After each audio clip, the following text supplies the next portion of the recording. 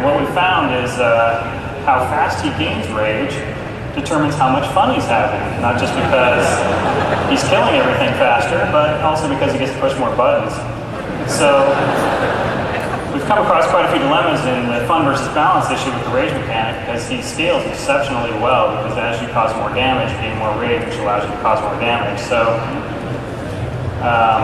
trying to trim that to the right place can sometimes lead to the class just not being any fun to play. So that's another ongoing issue that we continue to tweak. Another key issue with the warrior is that they're very effective at whatever it is they decide they want to do. But every time they want to go do something else, they have to respec. You can't take a protection warrior into the arena, for example. He won't do well. So one of our goals looking forward is to make sure that regardless of spec, he's actually viable in multiple areas of the game, and hopefully try to avoid homogenizing the specs too much so you don't feel like you're different than every other spec. And the rogue and plate problem, which is a common complaint. If the warrior does so much DPS and he's wearing plate, where's the room for the rogue? And the rogue actually makes up for it in the arena in smaller formats with its crowd control, but continues to be an issue with raids and DPS because depending on how much damage they take and how fast they can do damage and how well geared they are, they can sometimes outperform rogues in DPS. And I'll pass it back over to Tom for discussion on hero classes. Thank you.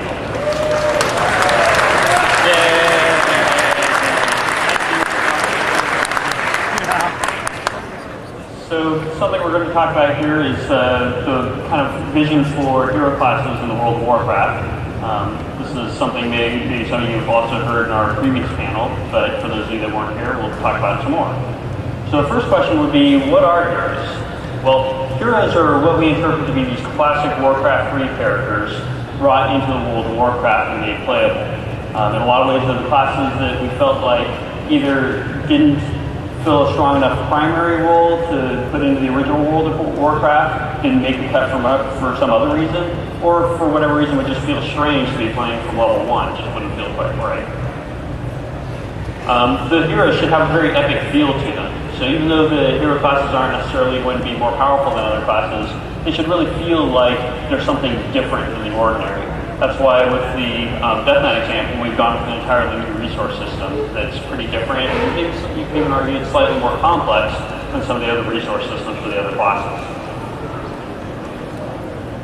So there have been a lot of ideas going around in the community for what hero classes could be. So I wanted to kind of briefly cover what some of those ideas were, and what we kind of thought about, and why we ended up deciding to do what we're doing.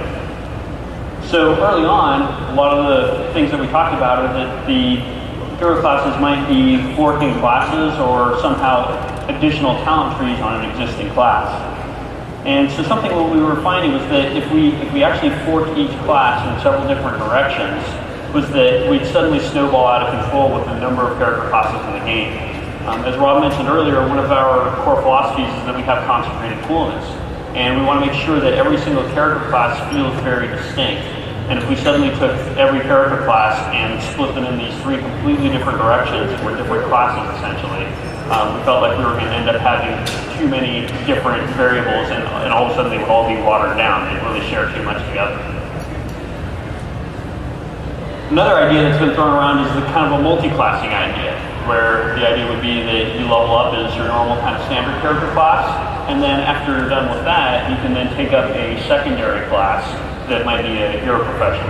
So for example, maybe you would level up as a warrior, and once you were done leveling up your warrior, you would then become a Death Knight, and you'd now be a warrior plus, let's say a level 80 warrior, and you'd be a level 1 Death Knight, and you'd be able to level up kind of both at the same time. However, what we found with that idea is that it really felt like it would water down the different character classes, for one, because we'd start to come up against these issues where, well, how is a warrior Death Knight different than a rogue Death Knight, different than a shaman Death Knight, or whatever, that sort of thing. You have all these different combinations, some of which didn't feel right, and others of which might end up being way better than other different hero class combinations. In addition, if we did the multi-classing idea, some of the combinations just didn't really make sense. So they would force us to add a whole bunch of new hero classes at the same time, and then run right back into that problem of adding too many different character classes to the game at the same time. So an example would be, well, what exactly is a mage death knight, or what is a druid death knight? How does that really work? Does that feel right? In a lot of ways, it just didn't feel right to us. So we wanted to make sure we kind of stuck with the kind of feel that we developed in Warcraft 3 and kind of sort of the worldwide. And the multi-classing approach just really didn't feel like it fit that quite right. In addition, there was an approach that we discussed in the last class panel, which was the idea of character morphing. So you take your character class and it would stop being the character class it used to be. So you'd level up your mage, for example, and then you would do the quest, and then you would become a death knight, but you'd no longer be a mage. That idea actually held some water in terms of fitting all the requirements for implementation, but it fell short in one area. It really felt like players wouldn't want to feel like they were losing their existing character to gain a new one. And also, there's that whole element of try before you buy. Well, what if you don't end up liking the new one? What if you want to go back to your old one? What would happen then? So we ultimately decided that the best way to approach it would be to unlock the class and have it be a completely different character that you create. So some of the immediate class balance concerns, obviously anytime we introduce a new character class to the game, issues come up. So one of the things we have to do in considering this is we have to make sure that we evaluate what role that character is going to play. And in this particular instance, we really felt like the Death Knight would be a viable choice because we still feel like in a lot of cases players have a hard time finding a tank for their group. I think something that you find in a lot of cases today is you might be trying to go to an instance and the DPS role is relatively easy to fill, but the tanking and healing roles tend to be a little bit harder. So we feel like adding another character class that has tanking capability has the potential to alleviate that somewhat. Now granted, it might be some players that used to be playing one of the existing tank classes now playing Death Knight, so in that case you don't come out with a net positive. But there will be a lot of cases where players who were previously playing a character class that couldn't tank now might be doing so. Also, as I mentioned, for a couple of our different sort of ideas that we quickly went over, we were very leery of adding too many different character classes to the game at the same time, both because we want to protect the cool distinction of each character class, and also because we feel like that'd be too big of a shock to the system to add a whole bunch at once.